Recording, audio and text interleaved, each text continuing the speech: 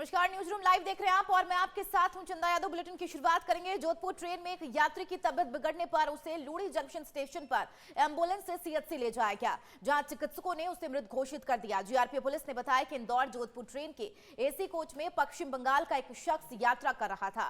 तभी रोहट लूड़ी स्टेशन के बीच उसकी तबीयत बिगड़ने लगी, जिसके बाद उसे जंक्शन स्टेशन पर 108 एम्बुलेंस की मदद से सीएचसी लाया गया, जहां चिकित्सकों ने उसे मृत घोषित कर दिया।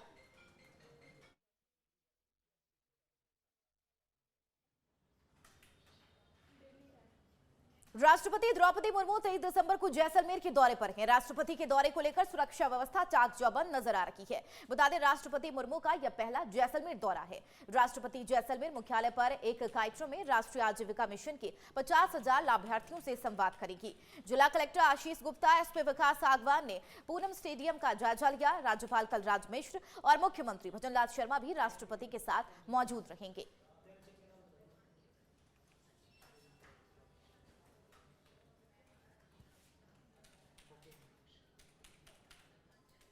जोधपुर में पीएम श्री केंद्र स्कूल के क्रमांक 1 वायुसेना में बीएल मोरोजिया और उपायुक्त ने वार्षिक शैक्षणिक निरीक्षण संपन्न हुआ है।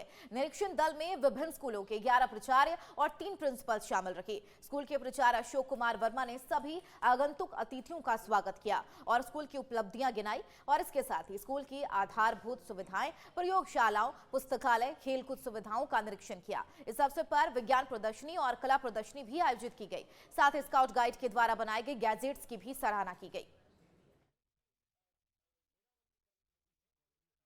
केंद्रीय विद्यालय में वार्षिक शैक्षणिक निरीक्षण किया गया है, जहां पर तमाम चीजों का जायजा लिया गया और ये तस्वीरें भी आपके सामने हैं, जहां पर निरीक्षण दल ने स्कूली व्यवस्थाओं की सराहना की है। जिस तरीके से तमाम व्यवस्थाएं जो स्कूल में की गई हैं, उसको लेकर सराहना की गई और तस्वीरें भी अपने आप में हैं।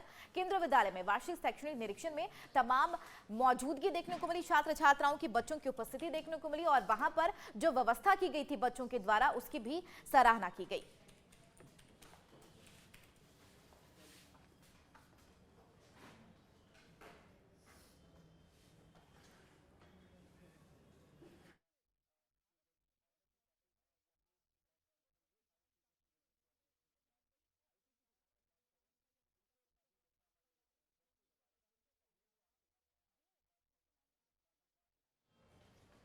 जयपुर के चिमनपुरा में बाबा भगवान दास राजकीय महाविद्यालय में 2 दिवसीय अंतर्राष्ट्रीय सेमिनार का आयोजन किया गया। सेमिनार के आखिरी दिन टेक्निकल सेशन कार्यक्रम आयोजित हुआ है। इस कार्यक्रम में अरविंद अग्रवाल, प्रोफेसर भागीरथ और प्रोफेसर एम.के. पंडित, प्राचार्य डॉक्टर बी.एल. जाट ने मुख्य अतिथि के रूप में शिरकत की है। डॉक्टर अरविंद ने कार्यक्रम की सराहना करते हुए कहा कि इस महाविद्यालय में इस तरह के अकादमिक कार्यक्रम आयोजित होते रहने चाहिए, ताकि हमें हर क्षेत्र में हो रही शोध के बारे में जानकारी मिलती रहे। कॉन्फ्रेंस संचालक डॉक्टर चंचल कराड़िया ने सभी वक्ताओं और अतिथियों को धन्यवाद किया है। इस कॉन्फ्रेंस में लगभग 400 शोधार्थियों ने देश विदेश में स्थित संस्थानों से शोध पत्र प्रस्तुत किए।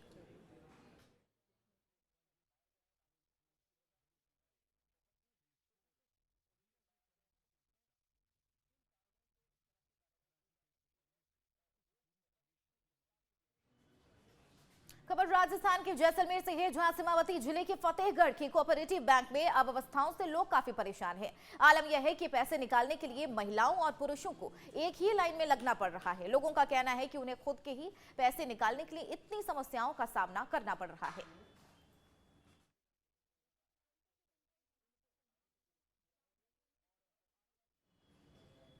राजस्थान के मुख्यमंत्री बनने के बाद पहली बार भजनलाल शर्मा भरतपुर स्थित अपने पैतृक गांव पहुंचे, जहां उन्होंने अपने परिवार और पड़ोसियों से मुलाकात की है। इसके बाद CM Bhajanlal Sharma circuit house पहुंचे और वहां उनके बीजेपी कार्यकर्ताओं ने जोरदार स्वागत किया। सीएम भजनलाल शर्मा ने सर्किट हाउस में कार्यकर्ताओं और आमजन से मुलाकात कर उनका आभार व्यक्त किया है। इस दौरान उन्होंने पेपर लीक मामले पर कहा कि इसके लिए कमेटी गठित की गई है, किसी को भी बख्शा नहीं जाएगा।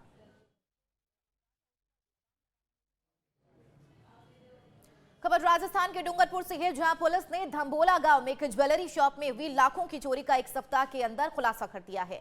पुलिस ने इस मामले में 2 आरोपियों को गिरफ्तार किया।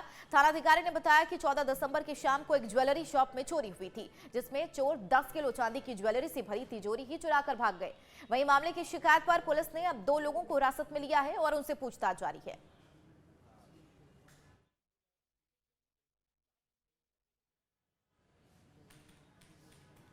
बढ़ेंगे आगे। खबर राजस्थान के खेड़ली से है, जहां बीजेपी की सरकार बनते ही सभी बोर्ड निगमों में मनोनीत पदों को तुरंत प्रभाव से समाप्त करने के आदेश जारी कर दिए हैं। लेकिन खेड़ली कस्बे में नगरपालिका में मनोनीत कांग्रेस पार्षदों की बोर्ड लगी है, जो इस वक्त चर्चा का विषय बना हुआ है। उधर नगरपालिका के अधिकारी इनके बोर्ड हटाने में कतराते नजर आ रहे हैं।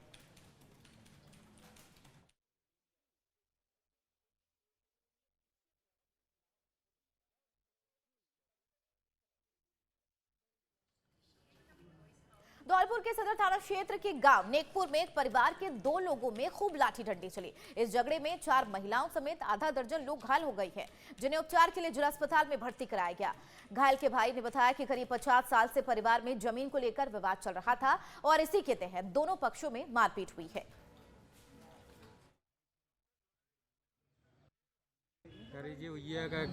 खेत पर गाँव मेरा बड़ा भाई उधर से लौट कर आया और रणवीर ने और रावणवास ने हित सिंह ने गैलों में पकड़ लिया और विवाद किस बात पे चल रहा है? झगड़ा हुआ है खेतों के ऊपर। 50 साल पहले हम करते चले आ रहे हैं वहाँ से। इस साल कौन घायल हुआ है? घायल हुआ है मेरा राम प्रकाश भाई है और एक भतीजी है मेरी गुड़िया, और मेरे छोटे भाई है सुरेश के हाथ पहुँचे में लगी है और मेरी एक उंगली में लगी है। कौन से गांव की घटना है? नेकपुरी साला। प्रदेश में बीजेपी की सरकार बनने विजय सिंह ने राजस्थान की जनता का धन्यवाद देते हुए सूबे के मुख्यमंत्री भजनलाल शर्मा और उप मुख्यमंत्री डॉक्टर प्रेमचंद बैरवा और दिया कुमारी को बधाई और शुभकामनाएं दी हैं। साथ ही युवाओं को रोजगार, शिक्षा, स्वास्थ्य और पोषण को प्रदेश में बेहतर करने की बात कही। इसके साथ ही कांग्रेस सरकार में परीक्षा पेपर लीक, अवैध खनन, भ्रष्टाचार पर जमकर हमला बोला। इस दौरान हमारे टोंक संवाददाता खजूर गुर्जर ने विजय सिंह बैसला से खास बातचीत की।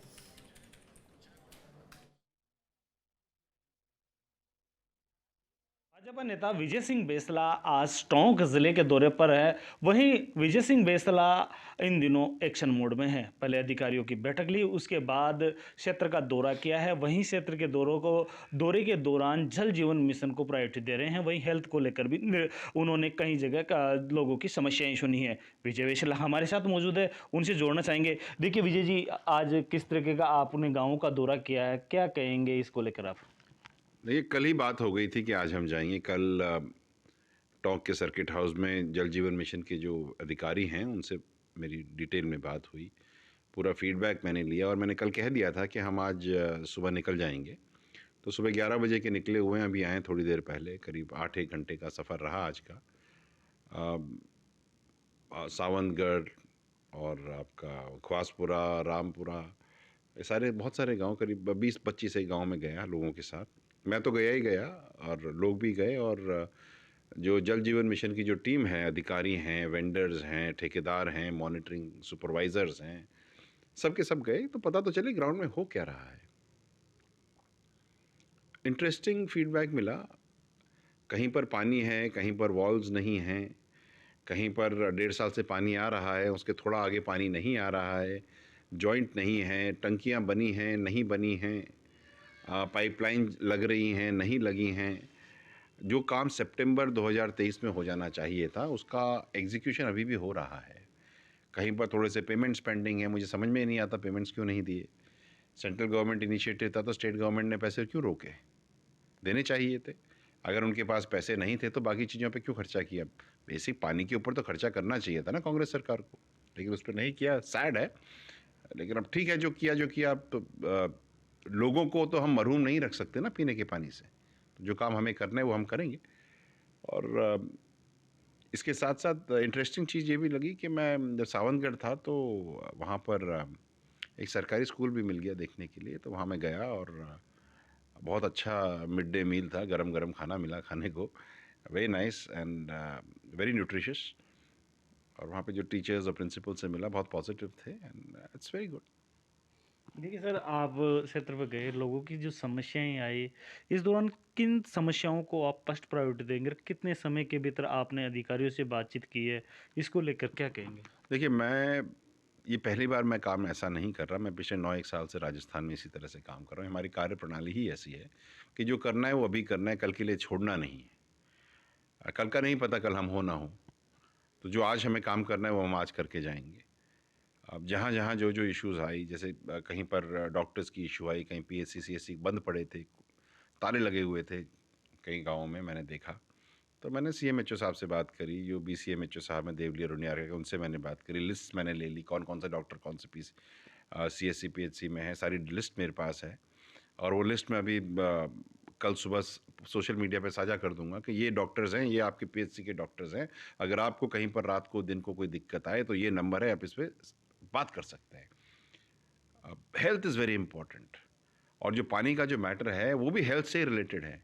आदमी की जो बॉडी होती है उसमें 70% पानी होता है, और अगर हम वो पानी ही जहर वाला पिलाएंगे बच्चों को तो 70% जहन में, बॉडी के अंदर में जहर है।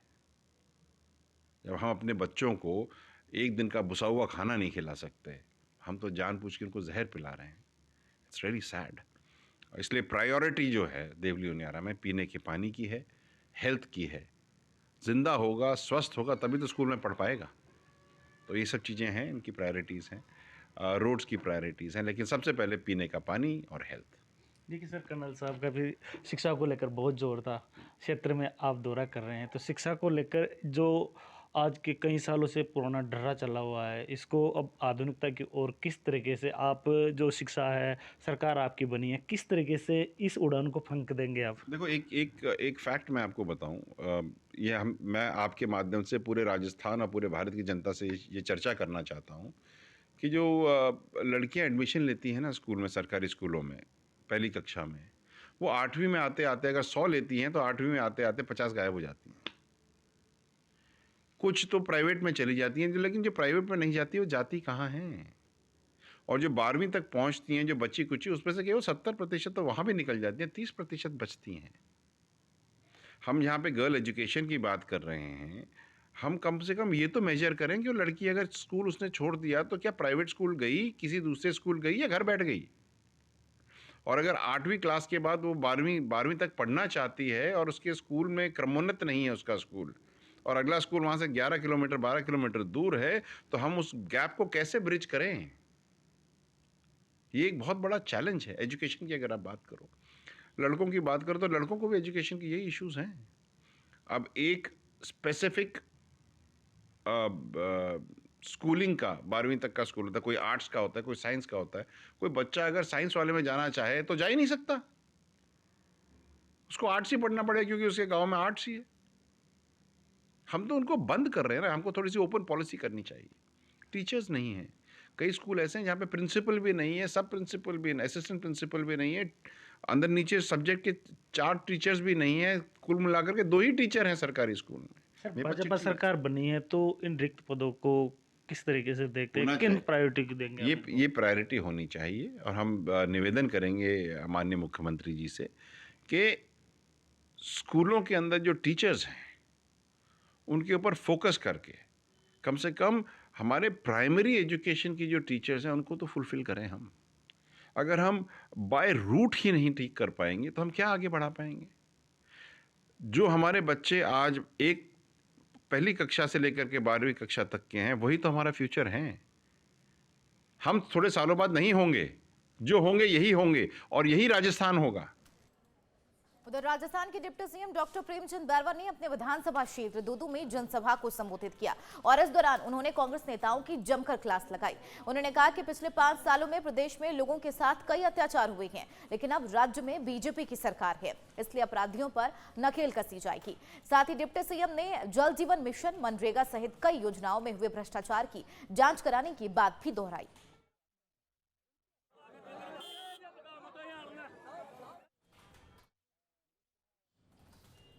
खबर राजस्थान के झालावाड़ से है, जहां अखलेरा छपी नदी से एसडीआरएफ की टीम ने 9 घंटे बाद शव को निकाल लिया है। बीते दिन नदी किनारे युवक के जूते मिले थे, जिससे उसके डूबने की आशंका हुई। गोताखोर और सेल्फ डिफेंस टीम ने सर्च ऑपरेशन शुरू किया, लेकिन सफलता नहीं मिलने पर एसडीआरएफ से मदद ली गई। करीब 9 घंटे की मदद के बाद शव को निकाला गया।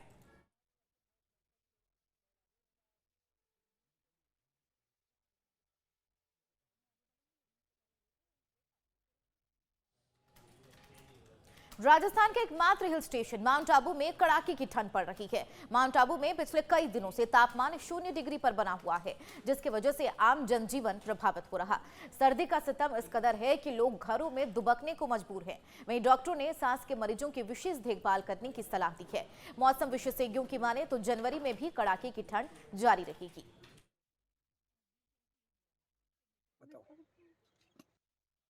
सर्दी तो बहुत अच्छी है, मौसम भी बहुत अच्छा हो रहा है। घूमने का मुझे लगता है सबसे अच्छा मौसम जो है माउंट का यही है। काफ़ी दिनों से टेम्परेचर वही 0 में जा रहा है। दिसंबर का महीना है जैसे जाता है हर साल, और हम लोग भी यूजुअली जैसे वॉक करते हैं रेगुलरली, हमारा वॉक एज इट इज़ चल रहा है और हम भी सर्दी के मज़े ले रहे हैं। हम तो चाहते हैं और भी लोग आए और सर्दी के मज़े लें। बर्फ़ देख के तो बहुत अच्छा लगता है। कभी ऐसे लगता ही नहीं है कि भाई है ना बर्फ़ ना हो, और जो उसकी जो भाप निकलती है सुबह सुबह बहुत अच्छी लगती है।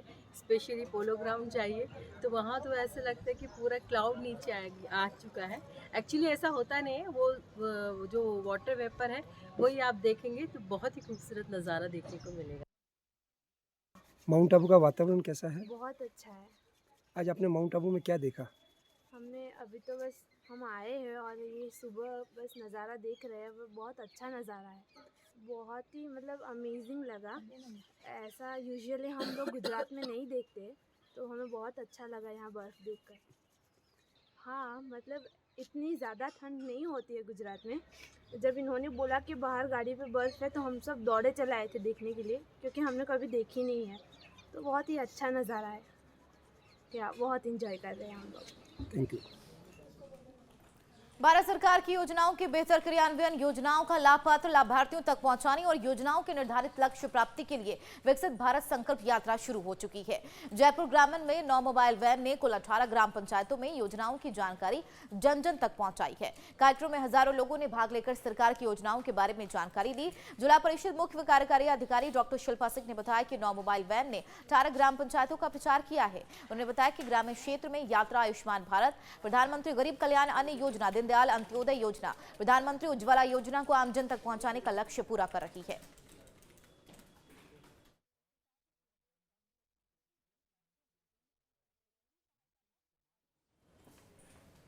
खबर सिरोही से है, जहां गणेश मार्ग स्थित शिव शक्ति मंदिर में वन विभाग के अधिकारियों ने रामधुन को बंद करवा दिया है और मंदिर के बिजली कनेक्शन भी काट दिए। इतना ही नहीं, भगवान के पोस्टर भी फाड़े गए हैं। इसके बाद विभाग के खिलाफ संतों और भक्तों में आक्रोश देखा गया। साधु संतों ने रैली निकलवाकर वन विभाग के खिलाफ प्रदर्शन किया है और वन विभाग के कर्मियों पर कार्रवाई करने को लेकर उपखंड अधिकारी को ज्ञापन सौंपा। 24 घंटे में कार्रवाई नहीं होने पर जन आंदोलन करने की चेतावनी भी दी है।